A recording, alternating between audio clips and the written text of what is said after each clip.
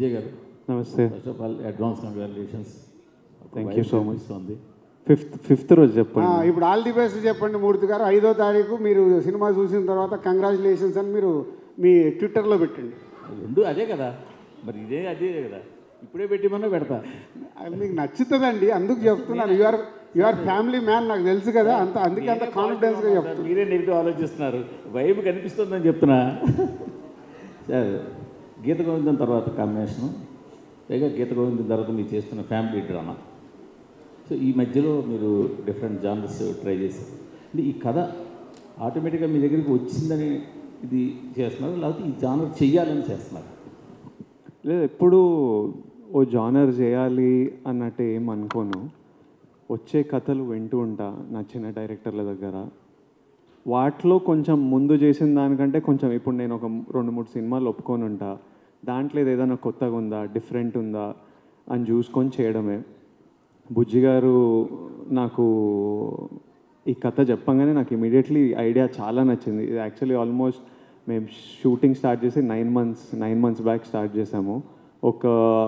So ఇదే 1 year journey. దాని ముందు 1 year బ్యాక్ చెప్పారు ఐడియా చెప్పి ఐడియా చాలా నచ్చింది.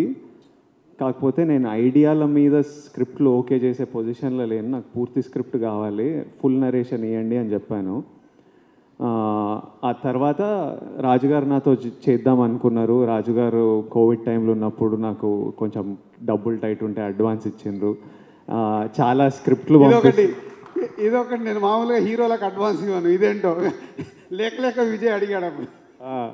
ఆయన ఏడు నాకు టైట్ ఉండే రాజుగారు స్క్రిప్ట్లు పంపిస్తున్నారు, స్క్రిప్ట్లు బాగానే పంపిస్తున్నారు, కొన్ని డబ్బులు పంపించే ముందు టైట్ ఉంది అసలు షూటింగ్లు లేవంటే పంపించిండ్రు. ఇంకా నాకు నచ్చిన స్క్రిప్ట్ ఇది రాజుగారు కూడా నచ్చుతుంది అనుకున్నా.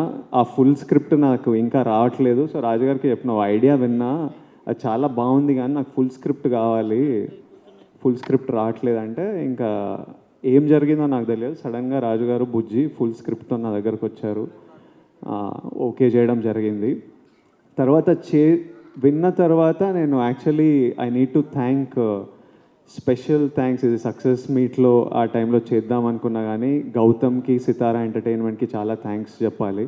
ఎందుకంటే వాళ్ళ సినిమా యాక్చువల్లీ స్టార్ట్ అయిపోయిండే, కానీ ఈ సినిమా క్విక్గా అయిపోతుంది, ఒక 80 daysలో అయిపోతుంది. తర్వాత పండక్కి ఇలాంటి సినిమా చాలా కరెక్ట్ సినిమా అనుకొని త్వరగా చేస్తాం.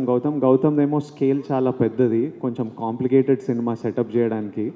అది ఎట్లయినా ఫస్ట్ హాఫ్ ఆఫ్ ద ఇయర్లో రాలేదు, టైం పడుతుంది కదా, ఇది నేను మధ్యలో చేసేసుకుంటా అంటే వాళ్ళు నన్ను అకామిడేట్ చేయడం జరిగింది. మేము అనుకున్నది 80 days కాలేదు, ప్రాపర్గా తీయాలి కాబట్టి ఇంకా అది ఒక 110-120 days అట్లా వెళ్ళిపోయింది.